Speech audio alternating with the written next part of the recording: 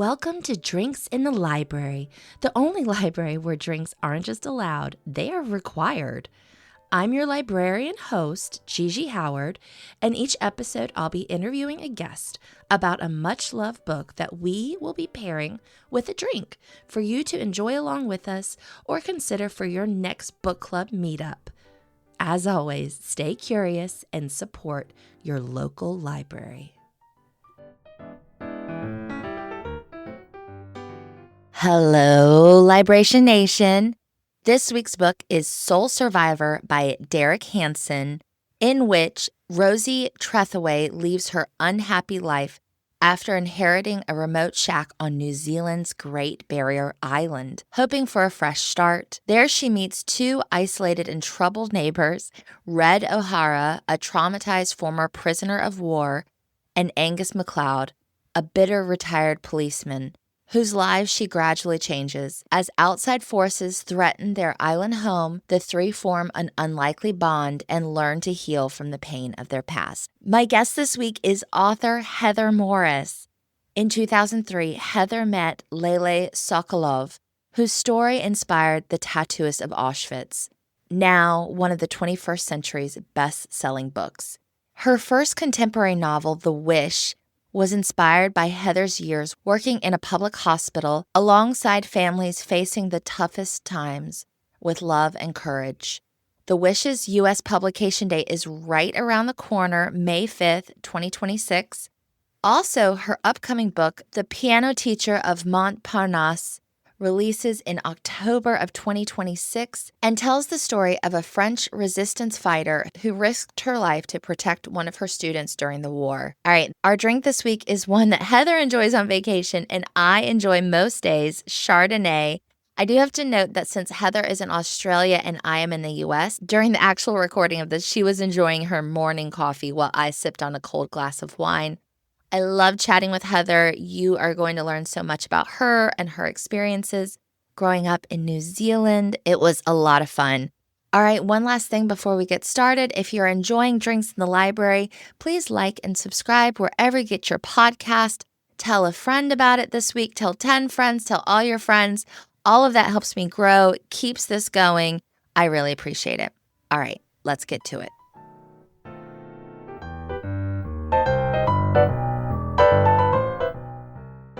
Heather, I am so excited to be back with you again. We had a lovely conversation a couple months ago, and then now you're here with us tonight. Or it's morning there.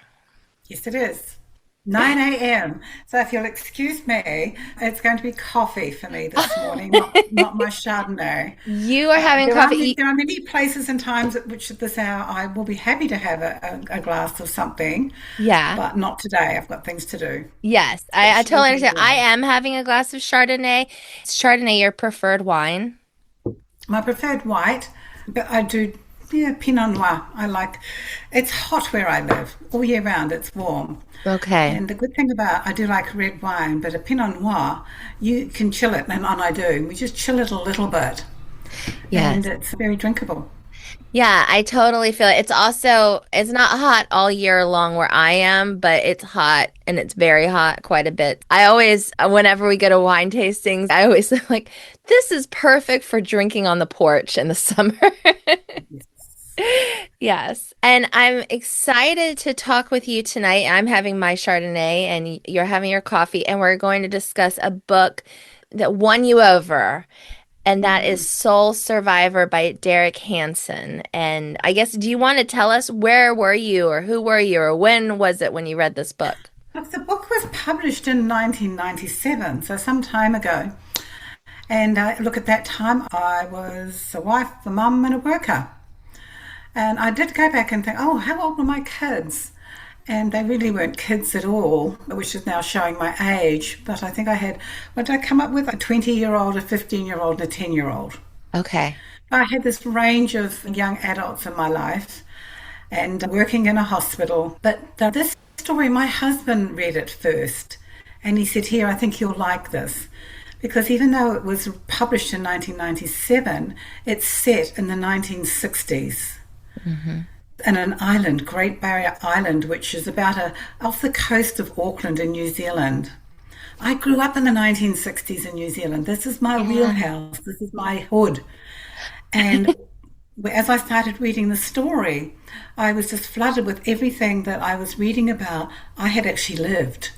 And I'm talking about some of the world events that were going on that sort of find their way into the story. And for me, it was very real. And one of the characters in particular, Red O'Hara, who in some ways I think it's his story. His outlook on life was one that I had seen with my parents and adults around me growing up. So, It felt familiar to you. absolutely. Yeah. And I guess also the familiarity with that area near Auckland, the Great Barrier Reefs. What was it like to kind of revisit that? I imagine it's quite beautiful there. Yes, it is. It's sort of, subtropically, and these islands are pretty much, bush, but they're small. There's, beautiful beaches all around them. There's many of them just off Auckland.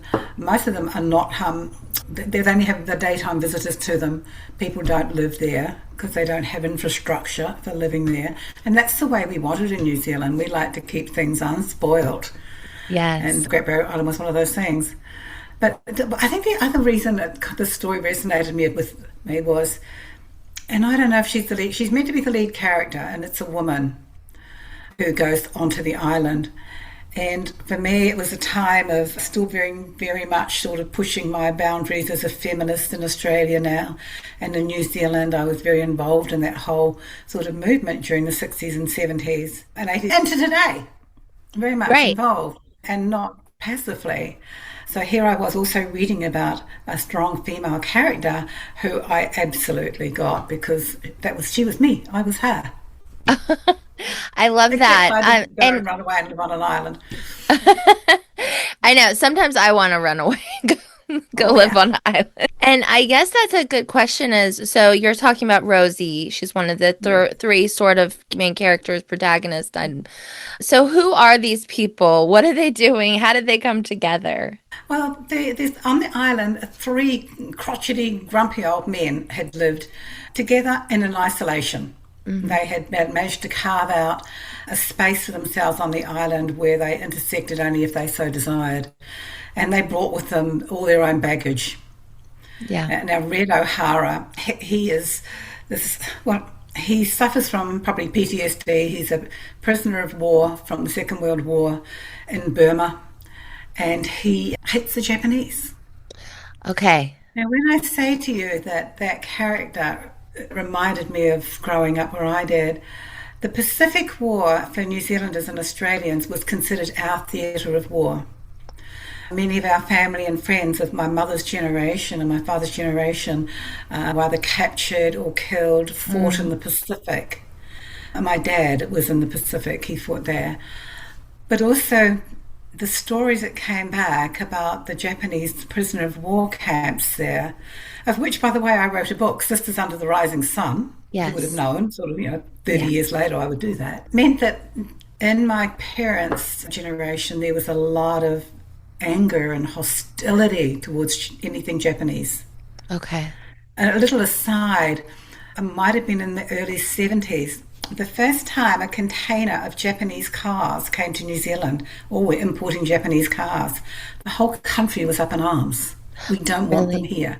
That is the Oh, degree to which the anti Japanese sentiment reigned and ruled throughout that whole country. yeah. I know it sounds weird, but time and place, folks. Yeah. But anyway, this ship turned up and it's got all these containers full of these Japanese cars.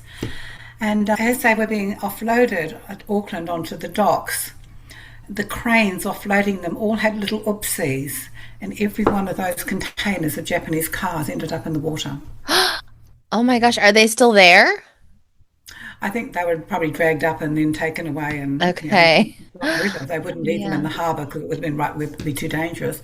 But that was the sentiment. Even the dock workers said, no, we're not going to let these in, and just had all these little whoopsies. Wow. Yeah, well, I mean the World War II is quite horrendous and I imagine like you said it's in your own backyard kind of feel and it's affecting everybody so directly. Yeah, so this character, Red Hara, he is there because he is suffering from the trauma of having been a POW. Hmm. He exists there with us, him and his dog, his trusty dog. I love the fact that Derek put a dog in there. You needed a dog, Archie, in there. And so he's one of the characters. And so a lot of ways, I kind of think it's his story, even though it's meant to be Rosie's.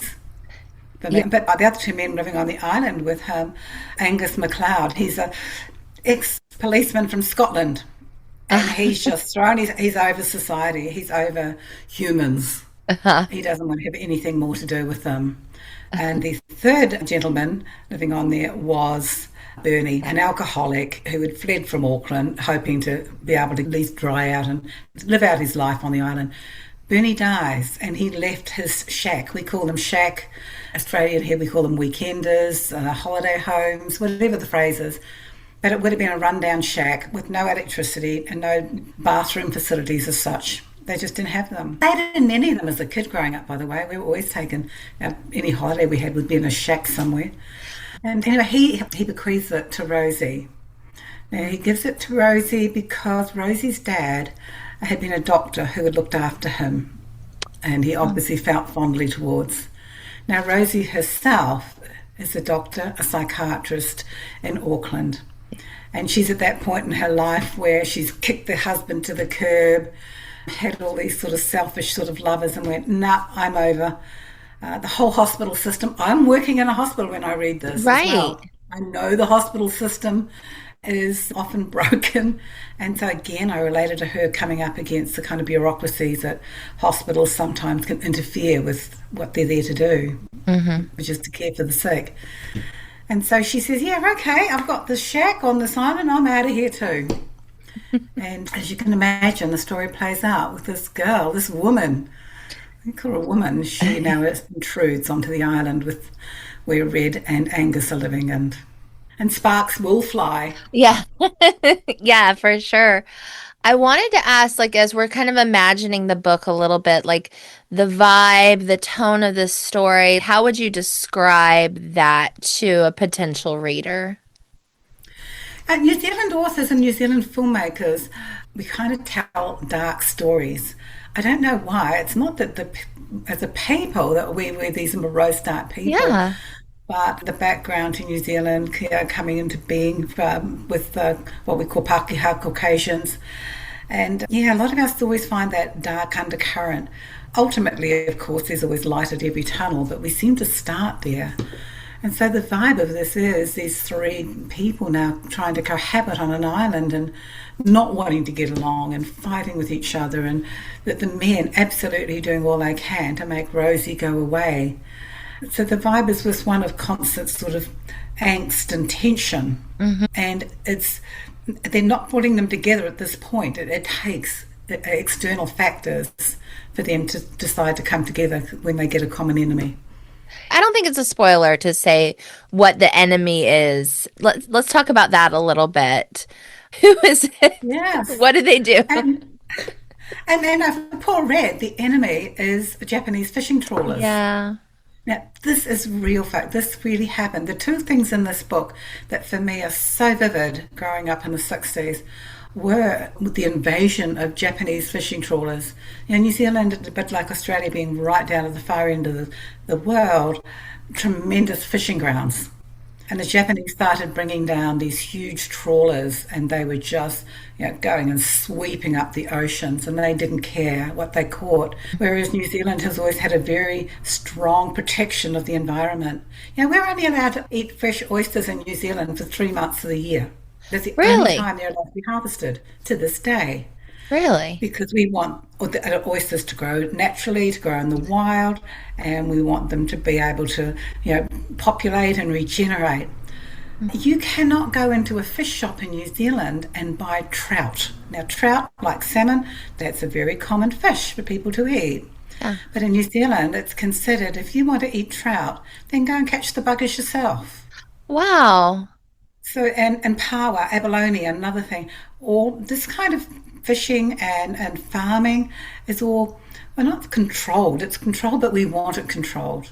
And it's all about having a sustainable, force for these products, or these seafood in particular, and the whole country is ringed by by water. Right. Now, back in the day when the story is set, New Zealand only had what was called a 12-mile economic zone around its country. Okay. But even then, the Japanese breached that. They would come in too close. And so, yes, there was, the whole country was up in arms, and he was the enemy of the Second World War. Now back not threatening its people, but threatening its environment. I'm not going to have that. And the other thing that was going on at that time, and to this day, New Zealand is, I think, one of the few countries in the world that has got an anti-nuclear program. Okay. No, not even ships, visiting ships from America or anywhere that are nuclear powered or might have nuclear weapons are allowed into New Zealand waters or into their docks. It's just, we decided that back in the 60s. Now, you guys want to blow yourselves up, knock yourselves out. We're not having a bar of it. And so we were having all this trouble with America in particular. It was Sorry. we will not accept a country having an anti-nuclear program. You can't do that. You're part of an alliance with us. Get on board. And we said, no, bugger off. So these fights were being fought externally against external factors. And I remember that very vividly. Wow. That is. By the way, New Zealand now has got a 200-kilometre exclusion zone around the whole country. Good for And that's been them. accepted internationally. Yeah, I'm very impressed with New Zealanders not only eating oysters 3 months out of the year. I, an American by birth. I'm proud. I love being American, right? But we, that's not something that they could handle. I think I could handle it, but yeah, I don't know Well, what y'all think about us. But here's the thing, it doesn't stop importers in New Zealand importing oysters, and they do, from Sydney or from Australia. Okay. Okay, we'll Yeah. import them. If you want them, we'll get them for you, Okay. but we're not going to let you harvest them yourselves. Okay, well, that's very insightful and good to know. I feel like the New Zealand, I feel like there's a lot of connection to the land and the country and um Absolutely. yeah. Do you fish? I did as a growing up. We all Okay. had to. It was all Okay. just part of growing up. You either went to the river where I lived. I was, well, like, landlocked. My village. I wasn't on the coast. It wasn't. You're never far from it. Okay, Right. it was a whole hour away, and we would go there. But we had rivers, two rivers that ran through the village I grew up in, and yes, no, we fished there. And then I would fish and get the seafood, the shellfish as well. Whenever we went to visit the rallies who did live on the coast. Okay. The Rellies, is that your relatives? Relatives, yes. Yeah. I'll I love it. try and keep the slang to a minimum. Oh So, no, no, I love it. It really is. I think, if you don't travel or you don't experience other cultures, you don't even realize how many interesting things there are to learn out there and different ways of being and seeing the world. I love it. well, New Zealand, its whole economy is based on the land. So in terms of the farming it does there, which it's sort of really well known for its farming produce, which it sends all around the world. But it's actually the biggest income earner in New Zealand is, in fact, is tourism. Okay. And so for us, keeping the country pure and pristine is so important because we want people to come. But by the way, we control the numbers that can come in as well, so that we can maintain this one little corner of the world, which is, environmentally as unsupported and untouched as it can be. And yet still we have the big cities and we have everything that a modern country has, Yeah. but keep them contained. And yeah. Okay. Well, I love that. I also wanted to ask, because you touched on it, the feminism of Rosie as a strong woman in the 1960s. And what was your experience living that at the time? What was it like? How did it change? Look, it changed dramatically, and let's just go back further, a little bit further in history. New Zealand was the first country in the world to give women the right to vote. The very Really? first country. I didn't know Yes. that. That's So there's always been a very strong sort of, not feminist movement, but women there have always had a degree of, not quite independence, but have never felt inferior. I mean, I just look at my mum and my grandma, and yes, they lived lives very different to me than they were more traditional. But my goodness, my dad never stepped out of line. Same with my great-grandfather, who I grew up with, living 2 paddocks away from. And the Maori race, the indigenous race in New Zealand, the Maori, they are a matriarchal society. Yeah, Really? they have a Maori queen that continues to go on. And yes, I defy any, Maori, say, boy or young man to ever challenge his mother or his grandmother or any female in their sort of community. Boy, would you get smacked down. So that's always existed, but it didn't have to be shouted from the rooftop. It just was. Right. But for me, growing up in the 50s and thinking that, and my mother sadly had thought that I just would be having the same life that she had. So there was the downer to it, that they never, or my mother and my aunts and the women of their generation in my life, didn't see anything should change for me, that it should be the way it was. Okay. And I wasn't having a bar of that. And Right. so, yeah. And I grew up with 4 brothers, so I had all the more reason to stand up and be counted. And so, yes, I did join movement. I became quite active in just women's rights. And gosh, going back a lot of years, and this is a contentious subject in your country. Yeah. But I'm going to go back at least 50 years and say how I was part of the movement at that time, who banded together and convinced the government to introduce abortion legislation. That's at least 50 years ago that we were doing that. Wow. Wow. And I'm not talking about free abortion, anyone who wants it. No, no, no. But just the right for a woman to have an abortion under certain Right. circumstances. The right to choose. Yeah. The right to choose. Thank you. Thank you for that. As a woman, I appreciate it. Well, yes, and look, okay, I was a product of the 60s and 70s. I was part of that, burn your bra movement. There's no way in hell I'm doing that now. Back in the day, guys, back in the day. Had the flower power, the whole wear the flowers in the hair. Scott McKenzie. Uh-huh. Yeah, the whole, yeah. And Yeah, I mean, I think of the 60s specifically as such just an iconic moment in time. I just don't think there's any other period that had so much change, and so we revisit it so often in story. So as we are today in this book. So yes. And the music was fantastic too. yes. What are some like New Zealand bands that maybe I might be not familiar with, or music? But one of them, Crowded House, they were called Split Ends and then they became Crowded House. I think Neil Finn, he sings every now and then. He joins Fleetwood Mac and has been part of their sort of group. But Crowded House were a huge band, particularly maybe some people in America would know them, but throughout Australia, New Zealand and England. And here's the funny thing, the 2 boys who headed that band up, Neil and Tim Finn, I went to school with them. We came from a Really? small town. Okay. Yes. That's so Yeah, cool. so it is a small village, and yeah, go the Yeah, Finn boys. I feel like I know. Yes, yes, they sang "Don't Dream It's Over." Yeah. That's one of my favorite Yeah. songs. Mm. I love that. I And play that all the time. one of their songs, gosh, which one? I'll come to me in a minute. But he even talks about, and they mention the name of the town that we grew up in, Te Awamutu.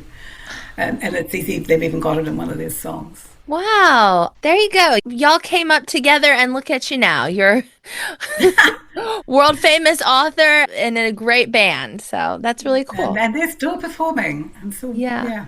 Oh, wow. I love that. I seriously, I do. I'm not just like saying that. I love that song. That's one of like just, I come back to it all the time. So I wanted to ask you, talking about the book. I mean, I guess it's like a little bit of historical fiction. Would you call it? Yes, it Yeah, is, because it's, those incidents in it are real. yeah. And obviously you've written some big historical fiction novels. Do you read that genre regularly? Yes, I do. I mix that with crime stories, police procedural stories. Okay. They're my escape. So I go there for just wanting to read something, shut the last page and forget it. Uh-huh. Except for Michael Connolly's Harry Bosch stories. They stay. I Okay. follow him. But absolutely. I've just actually this morning I've got an email from my publishers in America with a new book that's coming out at the end of the year asking me, well, I blurb it and it's historical fiction but set in China. And I blurbed the first book of this author. So again, great stories. And I like, but for you, like being taken to New Zealand as a historical context, even though recent history. For me, reading historical fiction books set in countries like Korea and China and Japan have a real appeal to me because there's nothing European about them. I grew up, European history is what we were taught at school. Yeah. So I tend to gravitate to the more to the other, Asian in particular. Okay. I lived in Beijing just like for a year a while back. So I also love stories set over there. It's just, for those people who've never been to a Eastern country, it's such a shift in perspective, and I love revisiting it. Yeah. Do you have any recommendations for one I should check out? The And if lotus flower. Lotus Flower? Okay, I'm writing it down. Perfect. I also wanted to ask, do you know anything about Derek Hansen? I was kind of curious. Sometimes I interview people and they're like, I'm friends with him. No, but here's the thing. He probably lives less than an hour away from where I do. Really? I know he lives up in the Sunshine Coast, and I'm in Brisbane, so that's probably an hour, hour and a half away. So he's not far away from me. Okay. Look, I know that he was born in England, and I think he was a teenager when he moved to New Zealand. Okay. And that's where his formative, shall we say, years were formed. And I understand that he always wanted to be a writer, but he wanted that from a very early age, like when he was a teenager or a young adult, and he apparently struggled to get any publishers taking him seriously because he was too young. Okay. So he was in writing, copywriting. He went into advertising. Yes. So that was, I think, his career for a large time, was writing advertising copy. Mm-hmm. And then thought, no, sod it, I'm going to write the world's next best novel. As I say, he subsequently lives in Australia now. He wrote a series of books, like Lunch with Mussolini, Lunch with the Soldier, and there's about 4, I think, Lunch with Stories. Soul Survivor, I think, was one of his very first. Okay. Yes, I saw it was listed as his most popular book was Soul Survivor. So. Yeah, here's a funny little aside to it. Did you read that he had an option to be made into a feature film? Oh, I didn't know this. And he was paid a real, for the time, good chunk of money. Yeah. And it was paid, and it was getting prepared, ready to go into pre-production. And the filmmakers in America found out that there was another film going into production that had been kept under wraps. And that film was Castaway with Tom Hanks. Wow. So they couldn't do both? So the other makers, they said, no, we can't have 2 stories coming out being made like this. And it was never, ever picked up again and followed through. But, so Tom Hanks, he denied this lovely little New Zealand story coming out. America's sweetheart destroyed the hopes. Well, that's really interesting. I hadn't seen that. I did see that he was actually a pretty big copywriter as his previous job, and he kind of came up with some folks that had a big influence on that field. Yes. That's very cool to think about. I have to ask you, is it common, and like, if this is a stupid question, just let me know, but is it no such thing? You were in New Zealand, now you're in Australia. He's the same as well. Is that common to go back and forth between the 2 countries? Yes, it is. Okay. We're kind of joined at the hip, even though there's a chunk of water between us. Okay. And the 2 countries, provided you're either an Australian or a New Zealander, you have freedom of movement between both countries.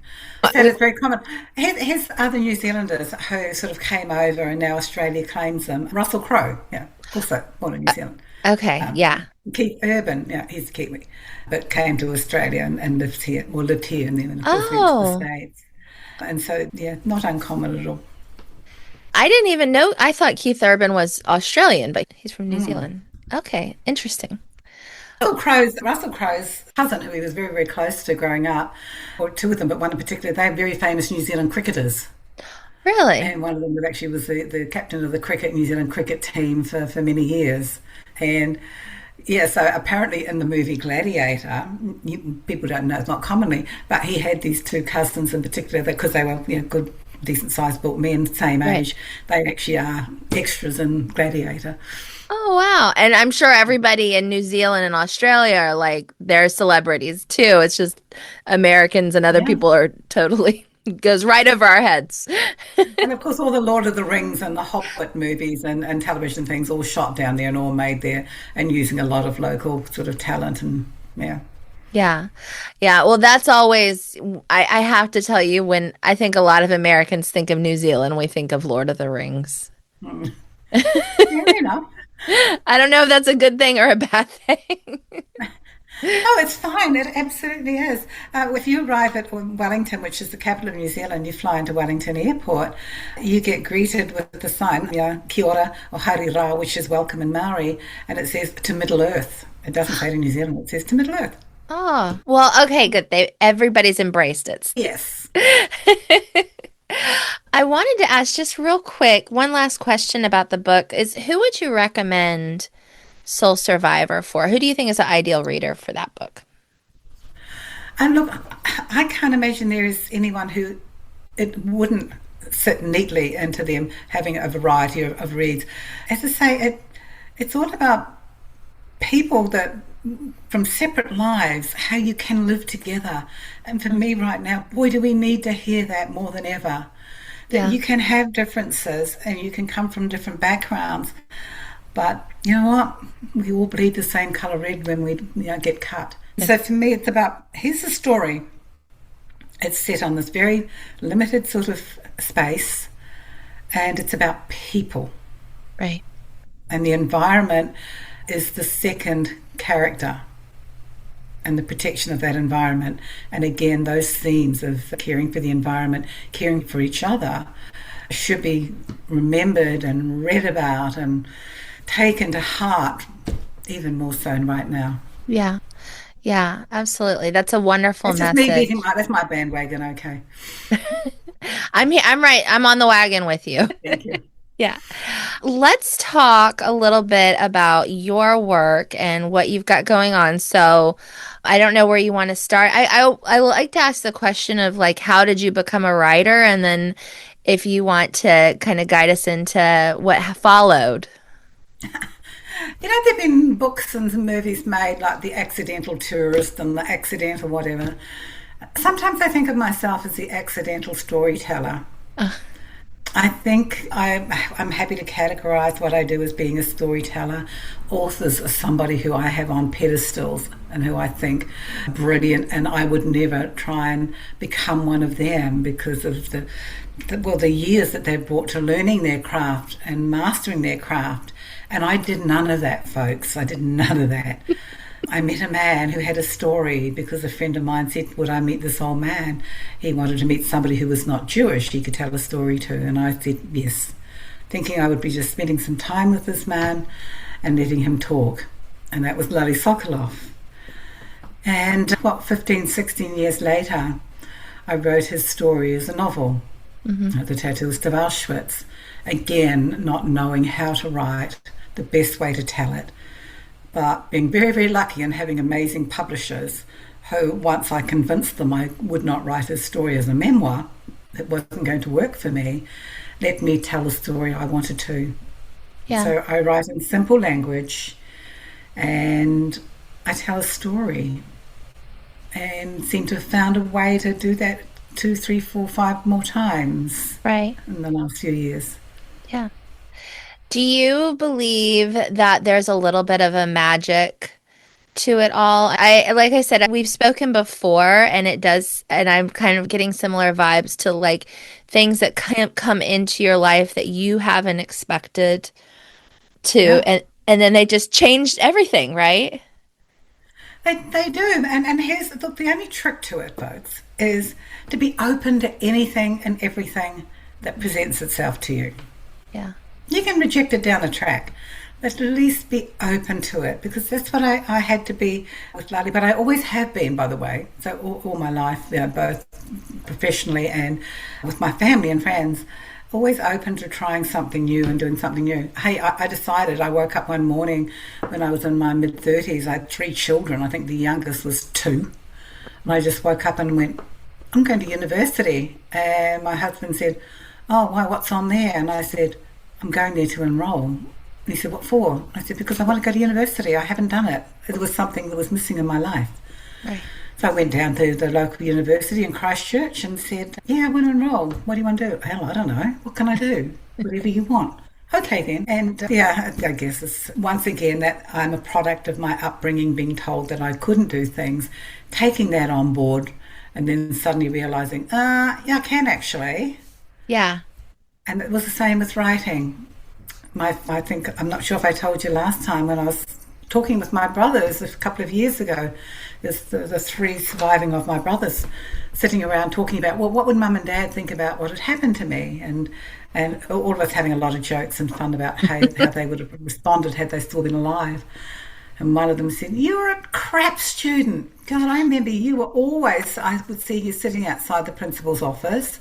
I was always being told, hey, your sister's been told to go see the principal again. And that's who I was. I was a bit of a rebel at school. I don't deny that. And then the other one looked and went, yeah, but we always called you the family bullshit artist because you're always making up stories and telling them and you never stop. So they reminded me that apparently and I've told stories, true, made up, bit of both all my life. And it's funny when I went home after that, a couple of days later that I was back with my husband, I went, am I always telling stories? And he went, yeah, you never shut up. That's who you are. Okay, thanks for that. Well, I'm now going to write them down, okay? And put them in the book. And you get to read them.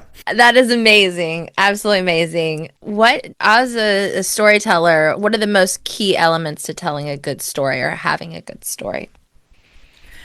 You can take any story and make it a good story if you just internalize it.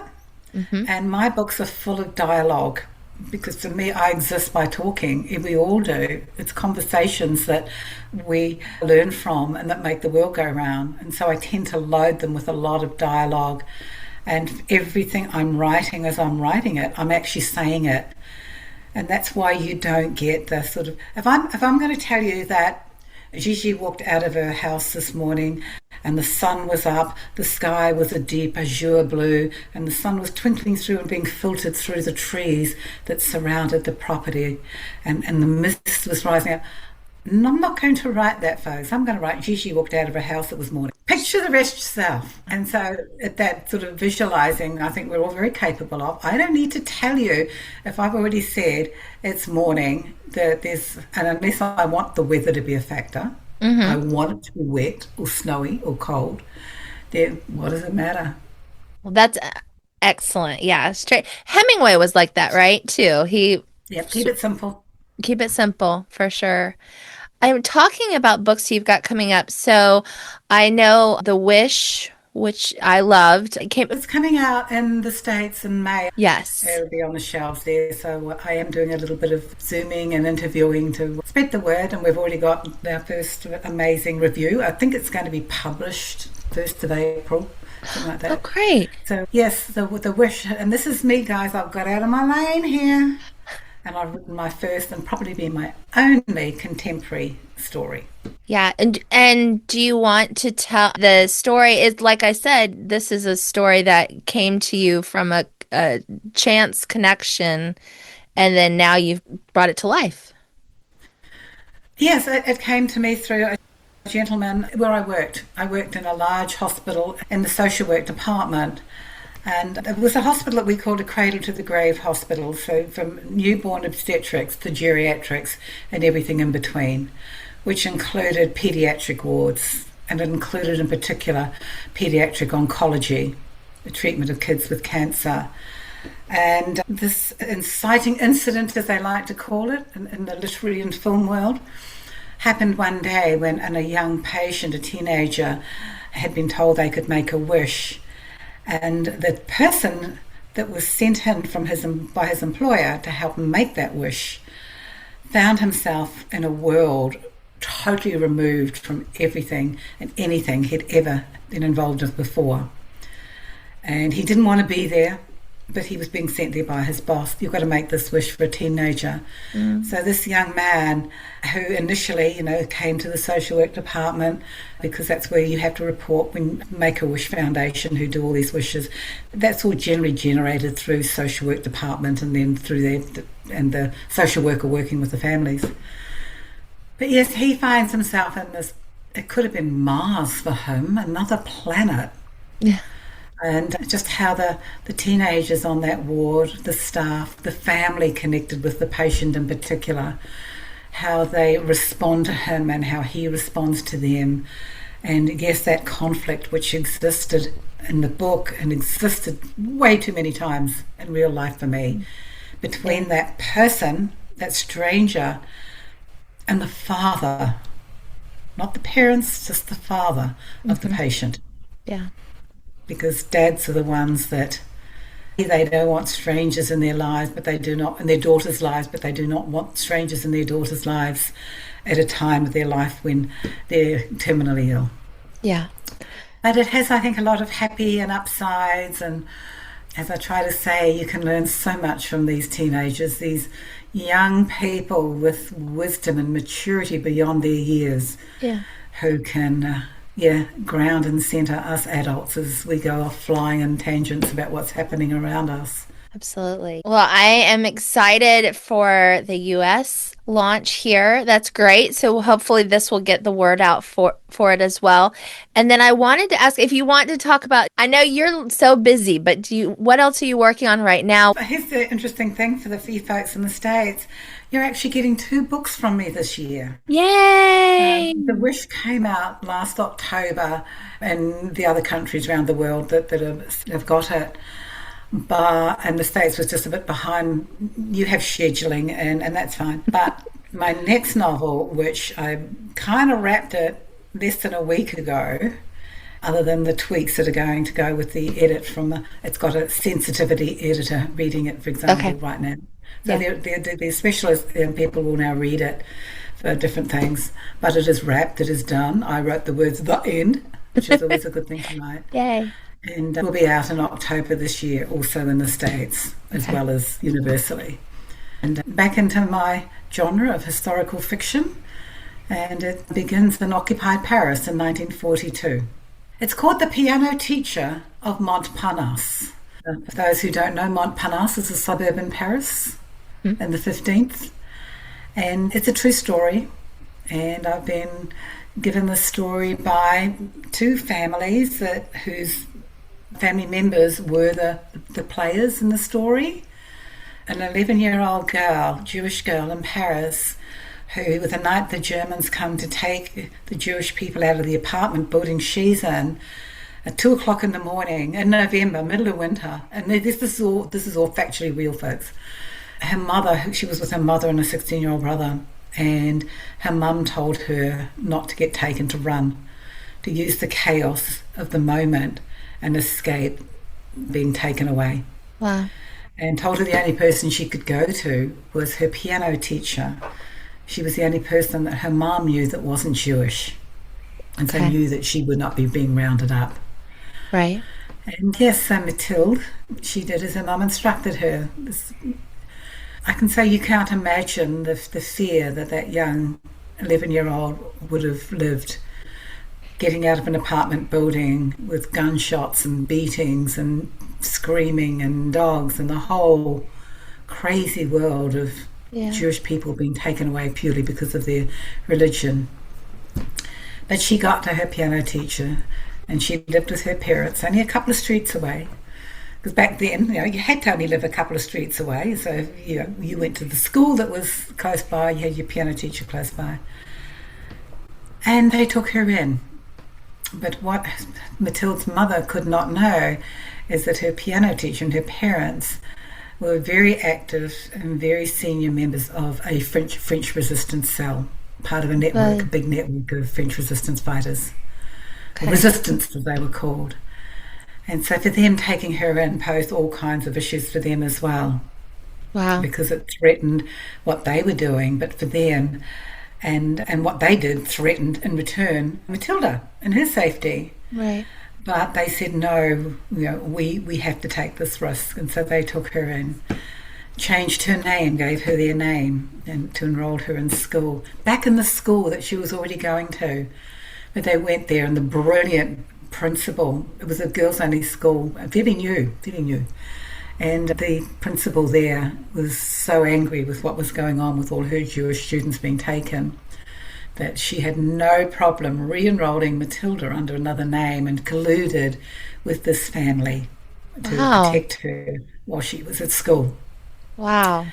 So it plays out between 42 and the middle of 44 with Matilda, of course, trying to live this life of another person, and her piano teacher and her parents, and what they were doing and the risks they were taking, and the cell members who were part of their cell, what they were doing as resistance fighters, and the risks they were taking and losing. And yeah, spoiler alerts here as well. Andrée, who's the piano teacher, and her parents, they got caught by the Germans in the middle of 1944. They were able to warn, or her mum was able to warn Matilda when she came home, and once again Matilda opened the door to having a gun held at her head. Wow. But by being called out by Andrée's mother, she was calling her grandma at this point, or grandmere. She called out to her, to go. No piano lesson today. And they had a code set up for where she could go should this happen. And so she was there, and yeah. But where the story comes full circle, and why I got it. And by the way, I have the family of Mathilde. They live in the States. Oh, good. The daughters of Mathilde, and the granddaughter in particular of Mathilde. They live in the States. And the granddaughter of Andrée, the piano teacher, she lives in Paris. And so I have both sides of the story who I've spent time with and have shared and given me all kinds of magical information. As long as a brilliant historian researcher in France, who has dug deep into archives and uncovered the material to support the story. And by the way, that material is testimonies done by Andrée and her mom straight after the war. They were done for the government, and in them they name all the other agents by name, their real names, their real aliases.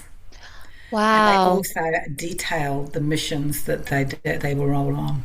Wow. And the role they played. So, but that's why it's called The Piano Teacher, and the piano is one of the key characters. Is that young girl Matilda, who, by the way, she made a tape, and there's a 2-hour tape of her, videotape she made when she was, I think, in her 70s, giving her side of the story. And to her, that piano, she said, saved her life. Wow. Every day she used music and that piano to lose herself and to block out the noises in her head of what was going on and the loss of her family. But when she then grew up and decided to move to America, she did. She married, took her husband back to Paris for their honeymoon to meet her mum, not biological mum and not biological grandmother. Yeah. And Andrée, her not biological mother, gave her the piano as a wedding present. Oh, that's beautiful. So the piano then sailed to New York. She taught her granddaughters to play the piano on this. Wow. And then she taught her granddaughter. Now her granddaughter, 80 years later, she is a composer with Hans Zimmer in his studios in Santa Monica. Wow. She is one of Hans's most prolific composers and writes with him. Oh, just got chills. Hans was given or he took on the role of scoring the music for the miniseries, The Tattoos of Auschwitz. Yeah. He took on a co-composer, and he took on Cara, and he asked her to compose the music for that miniseries 80 years later on the piano that saved her grandmother's life. Wow. Yeah. What a story. That's it's very moving, and how it all comes together. Like I said, I personally believe there's magic in everything, and it sounds like that is definitely in this story as well. Oh, absolutely. Yeah.